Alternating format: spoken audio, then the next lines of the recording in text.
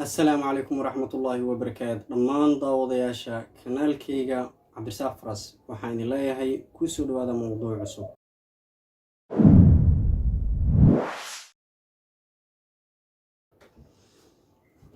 السلام عليكم ورحمة الله وبركاته دمان داودياشا كنالكيغا عبدالرزاق فراس waxaan leeyahay ku soo dhawaada mowduuc cusub. موضوع maantay insha Allah waxaan ku soo qaadan doonaa qadiyada Falastiin iyo arrimo ku saabsan dagaalada ka socda Falastiin inta la miisayo Israa'iiliyiinta iyo Kurdistan.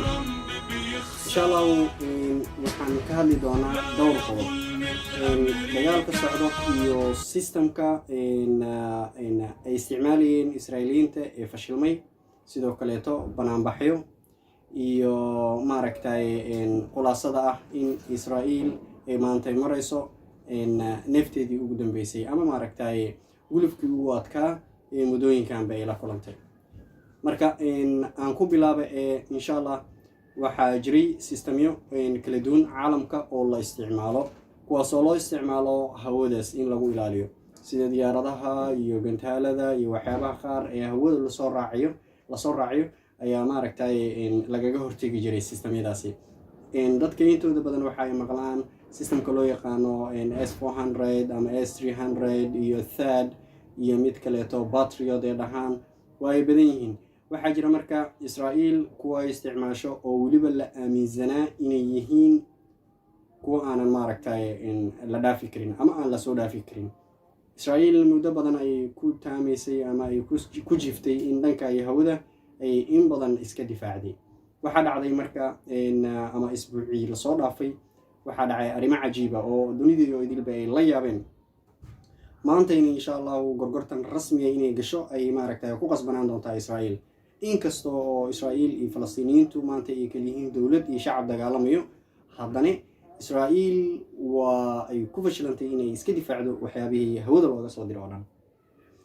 percentage ay qabteen way jiraan systemkoodu laakiin Iron Dome systemka loo yaqaan ee Israa'iil isticmaasho sidee u shaqeeyaa ama sida guud systemyadu sidee u shaqeeyaan. system walba oo hawada ilaaliyo wuxuu ka kooban yahay 3 qaybood.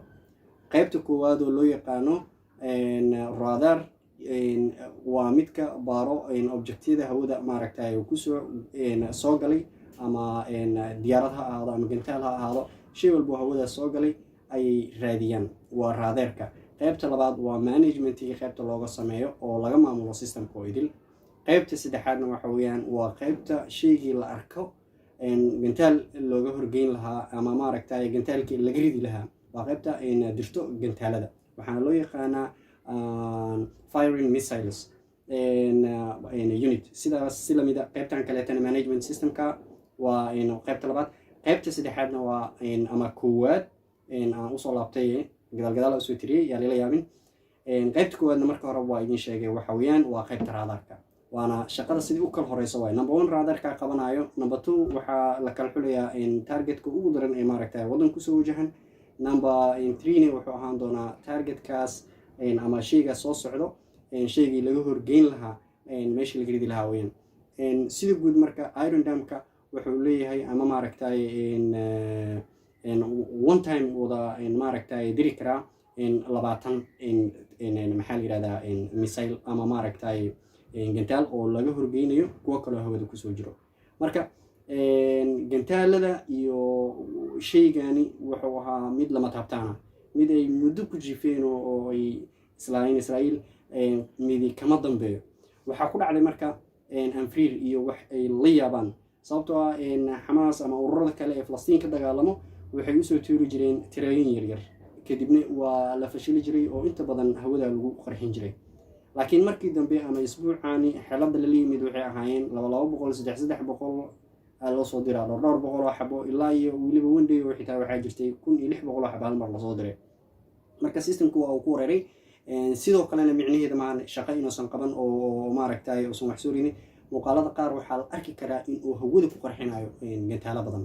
marka sawirada iyo waxyaabo badan oo ku saabsan asaga waa idin la wadaagi doonaa. dabcan waa kana sawirka koowaad ee aan idin falanqeynayay ama maaragtay macluumaad koowaad ee idin falanqeynayay sawir soo koobayo. sawirkani waa systemka 3 xabo uu ka koobnaa. dabcan sawirkan kale oo xigo waa in systemkii oo hawadii ku qabanayo gantaalo iyo sawirkan wuxuu ka kooban yahay gantaalo soo socdo iyo kuwii laga horgeynay okay isla fahmayna soo marka insha Allah Israa'iil sheekadeedii waa ay soo gabagabowday hadda waxa ay ku fakarayaan in maaragtay kosti kale oo fara badan ay galaan systemkan aan maaragtay hadirtan ka sheekeynayo oo Israa'iil ay muddo ku leedaysay hurdada waa Iron Dome waxaa la leeyahay halkiisa gantaal waa 40,000 sidoo kale tan 50 milyan ayaa ku baxayso halkii system oo kasta oo la dhisayo ka waran qiimahaasi haddii tiro aad fara badan oo hore ay u dhisnayd haddana ay tiro kale ku dari doonaan ama inay ku laba jibaaraan ama saddex jibaaraan isku dayimaagaan maxaa geli doona kosti aad fara badan dabcan waxaa jiro wadamo badan oo ay ugu horeeyaan carabtu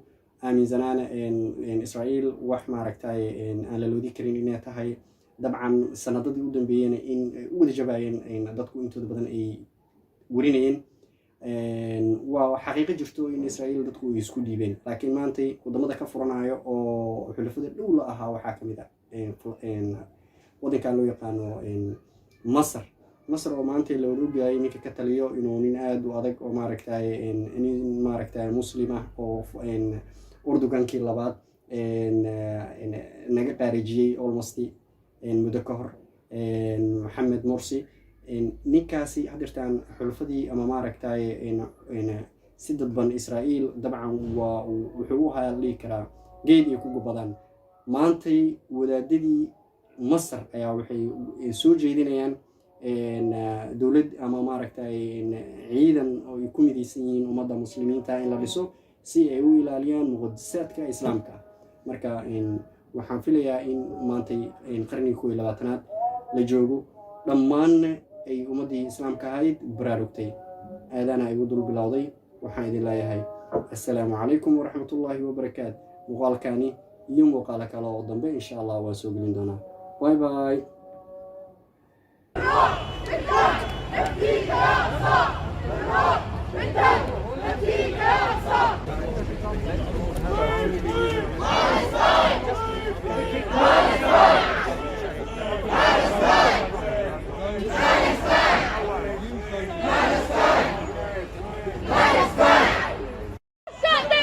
The whole